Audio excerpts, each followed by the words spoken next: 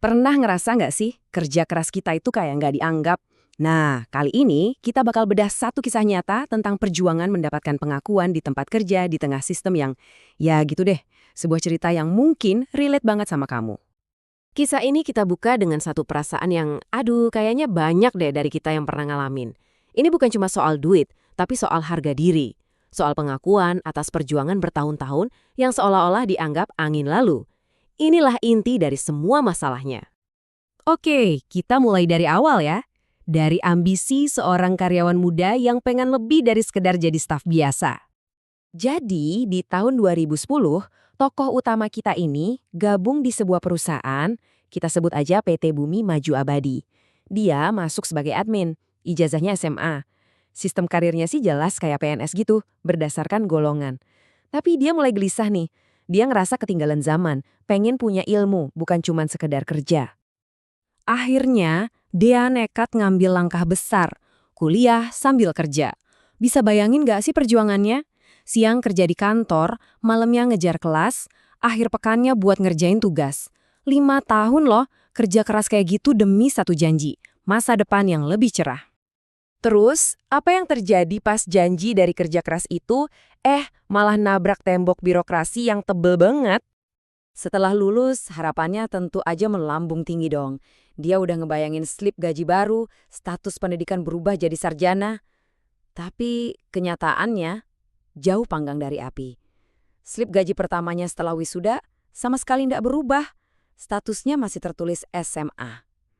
Nyesek banget. Tapi dia nggak diam aja dong. Dia coba ikutin aturan mainnya. Ngajuin berkas ke HRD, tapi jawabannya klasik. Tunggu proses ya. Setelah berbulan-bulan gak ada hasil, dia mikir, oh mungkin karena kerjaan gue gak pas. Akhirnya, dia berjuang setahun penuh buat lobby sana-sini biar bisa pindah ke divisi yang sesuai sama ijazahnya, divisi IT. Dan gilanya lagi, bahkan setelah pindah ke divisi IT, tempat di mana ilmunya paling relevan, gak ada yang berubah sama sekali. Status di slip gajinya tetap SMA, dan dia harus terjebak di penantian yang sama selama 5 tahun berikutnya. Kebayang gak tuh? Nah, pas harapan udah di ujung tanduk, perusahaan tiba-tiba ngumumin ada transformasi besar-besaran. Tapi, ada tapinya nih, perubahan ini ternyata punya jebakan tersembunyi. Di akhir 2025, akhirnya ada angin segar. Perusahaan mengumumkan sistem gaji baru yang katanya berbasis kompetensi. Wah, ini dia. Akhirnya, skill dan kinerja bakal dihargai, bukan lagi soal senioritas. Optimisme pun muncul kembali. Tapi ya itu, di balik semua presentasi yang keren, ada satu kebijakan yang namanya terdengar manis, soft landing policy. Kebijakan pendaratan lunak.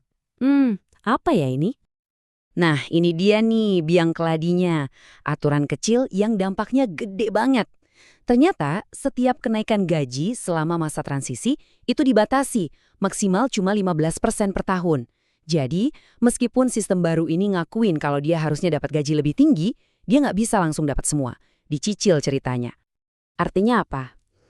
Artinya, dengan batasan 15% itu, butuh 3 tahun lagi cuma buat ngejar gaji yang harusnya dia dapetin 5 tahun yang lalu. Gimana rasanya tuh?